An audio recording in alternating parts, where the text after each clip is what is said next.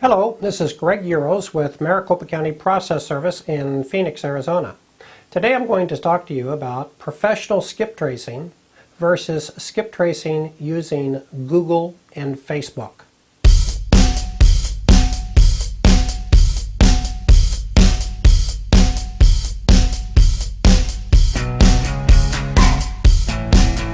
So the first question is, what is skip tracing?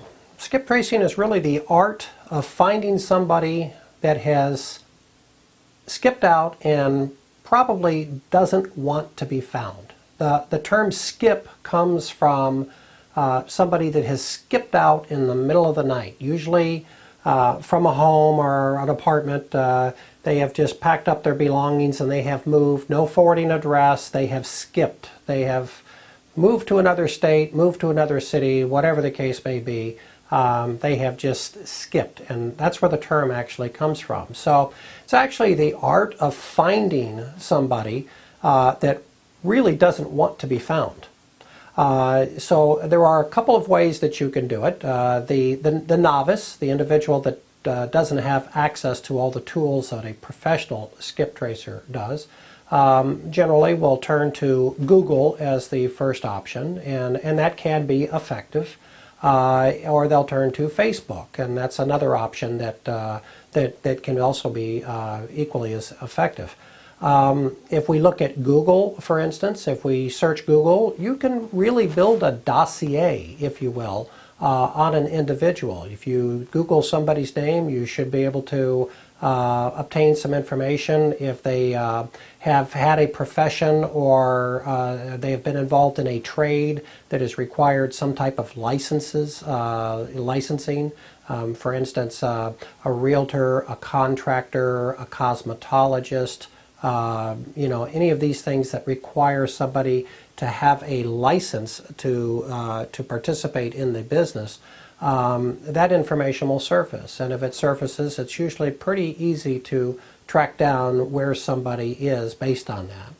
At least a work address, but at least it will get you into the city that they're working in, and then you can kind of start to hone in your search a little bit more from there. Facebook, on the other hand, is pretty much an open book. I don't know why they call it Facebook. It should just be called Open Book, because everybody's life is wide open on Facebook. One of the things a lot of folks don't know is that if you post pictures to Facebook and you're using your cell phone, your smartphone, to turn around and take those photos, you can leave a GPS stamp on your photos. Take a picture of your new house and say, this is my new house, I just moved in. Somebody can look at that photo, look at the properties of the photo, get the GPS coordinates, and guess what? They just found out your address of where you're living. Because a lot of pedophiles tend to do exactly that. They tend to go and look at photos. They see multiple photos of a child, and they will turn around and be able to pinpoint where that child lives based on that. So if you're currently taking photos and you don't have the GPS coordinates turned off on your phone, you certainly should. So anyway, that's Facebook. Folks will turn around and they'll post when they're going on vacation, where they're going on vacation. They'll post pictures of their new car that they just got. These things are all tools that help you find somebody if you're trying to find them, even for the non-professional. So that's basically Google and Facebook, and most folks out there have enough experience with those tools that they can figure it out and stumble through it on their own. Okay, so the professional skip tracer. First off, who is the professional skip tracer? Professional skip tracers are debt collectors, bounty hunters, process servers, repo agents, attorneys, insurance investigators, private investigators, law enforcement agencies. These are all folks that do skip tracing on a daily basis. Okay?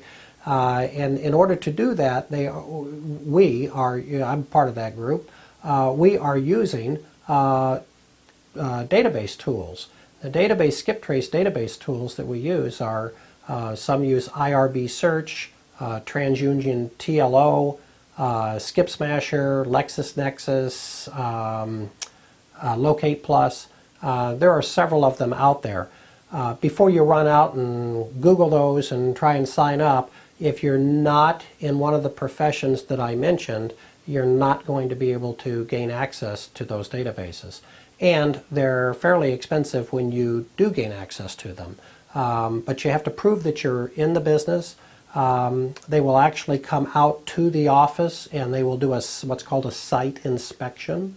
They will look and make sure that you have an appropriate paper shredder. I'm not referring to just a little shredder like a little Fellows shredder that that's $20 or something that fits on top of a trash can.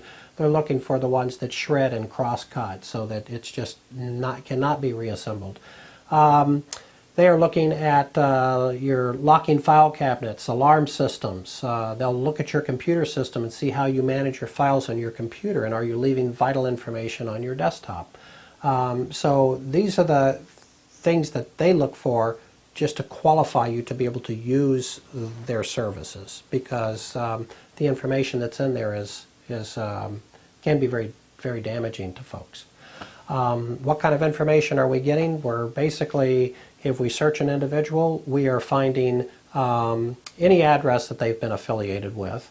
If they currently have utilities turned on at those addresses, that information is going to surface. We're going to get all the any relatives that are associated with them, even if they're deceased. We will get that information as well. Criminal background, financial background, in terms of if they've had judgments or lawsuits or anything like that filed on them. That information is going to surface. We're going to get phone numbers, email accounts, social media accounts.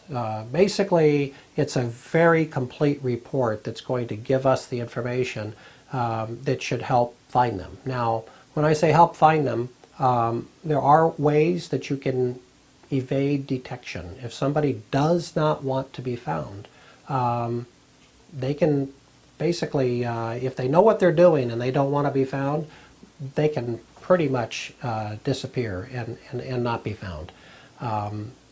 So that certainly is possible. But for most folks out there that are above board and live a normal life and buy cars and have a home or an apartment and have utilities and aren't trying to hide from the law, so to speak, then those folks are pretty much going to be found.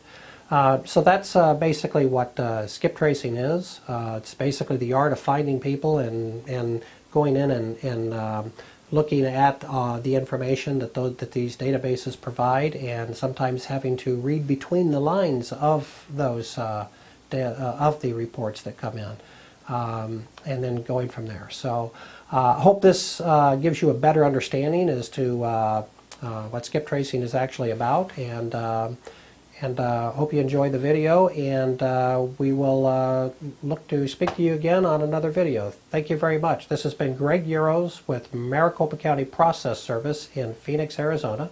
We are located at 77 East Weldon, Suite 250 in Phoenix, Arizona, 85012. Our phone number is 620-424-7474, and we're open Monday through Friday from 8 to 5. Again, thank you very much, and we'll talk to you again.